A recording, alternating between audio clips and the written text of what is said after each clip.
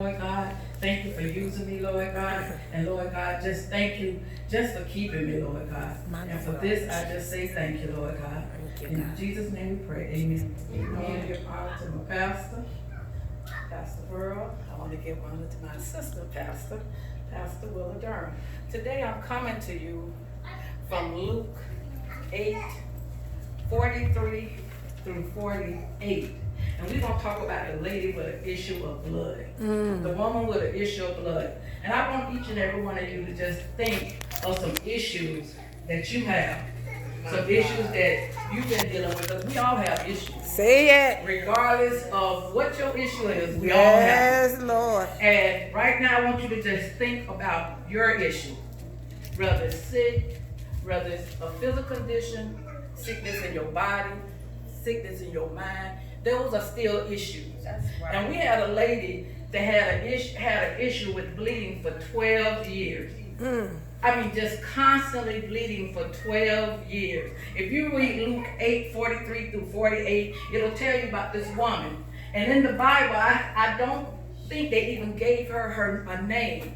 They didn't name her, but they knew her by her issue. My Lord. And sometimes you have to be careful on what your issue is, because some people will know you not by your name, but by your issue. My Lord. For example, my sister Willa.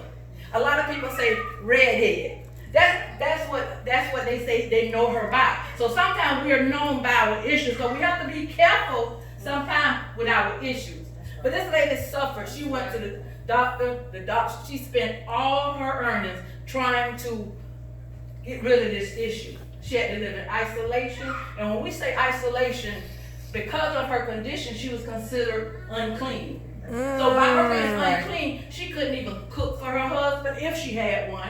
She couldn't even hug and even be intimate with her husband. She couldn't even have a relationship with her children, because if she touched anything or anybody, they would be considered as unclean too. So just think about, and I mean, I was thinking about this the whole time when I was going over this, having to, even if you have to go to the store, you having to sway and not touch anybody, hoping not to touch nothing. But one thing about this lady with an issue of blood, I think she had determination.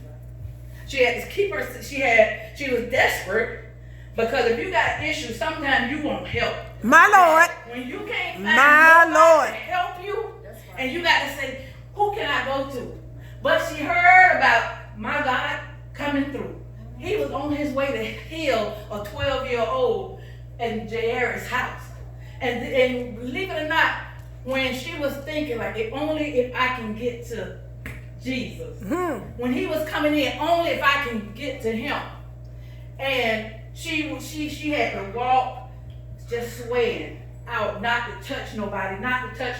But this lady had faith. She had to have faith, because she said, if I can just touch. My Lord. Touch. Just a little bit. Just these little strays. That's good. If she could just touch them. And she knew when she was going through, she didn't care about who she touched at that time when she was going through, because she knew if she could just touch the hem of his garment, that she was going to be healed. And right now, when it says the garment at this time is our word, following the commandments, doing what God requests of us. So this lady was so determined that she was going to be healed.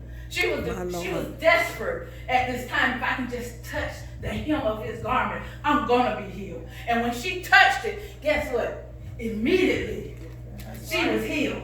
So even the situations that we have, the issues that we have, because I got one that used to bother me so bad. My legs swelling up. I don't know why it's swelling up. The doctor say, well, we can't find nothing, but I know what's going on.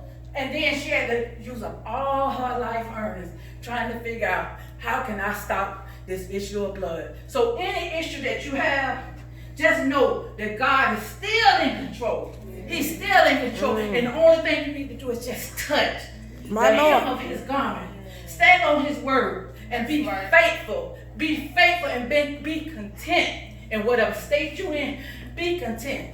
But this young lady, she was determined that she was going to touch God and she was going to be healed. And the thing is, she was like that for 12 years. And guess what? When God went to Jairus' house, his daughter was 12 years old. And even at the time when he was going, this is a miracle he did with this lady, with his bike turned. My Lord. And when I say his bike was turned, and when she touched the hem of his garment, he was healed. And he didn't have to look at her. She didn't have to look at him. She touched him from behind. And he was healed. And this is a miracle he did with his bike turned. He did it with his bike turned. So he said, your faith have healed you. So you know what? We serve a humble God. Because he didn't take credit. He said, your faith healed you. He didn't take credit for none of that. He said, your faith healed you. And when he was walking, and he said, who touched me? Because he felt that spirit come. He felt it come out of his body. So he knew somebody had touched him. And regardless of what Peter said, and everybody said, you walking in this multitude of people, you being thrown, and you asked him, who touched you? But he knew that virtue had done went out his body. Yeah. And that somebody touched with purpose. My Lord. She was all right. And it's just that she didn't care who she touched at the time, because she knew if she could just touch the hem of his garment, she was going to be made whole. So whatever your issue is, whatever the conditions that you go through, just know just one touch of God and you will be made whole. That's right. Thank you. Hallelujah.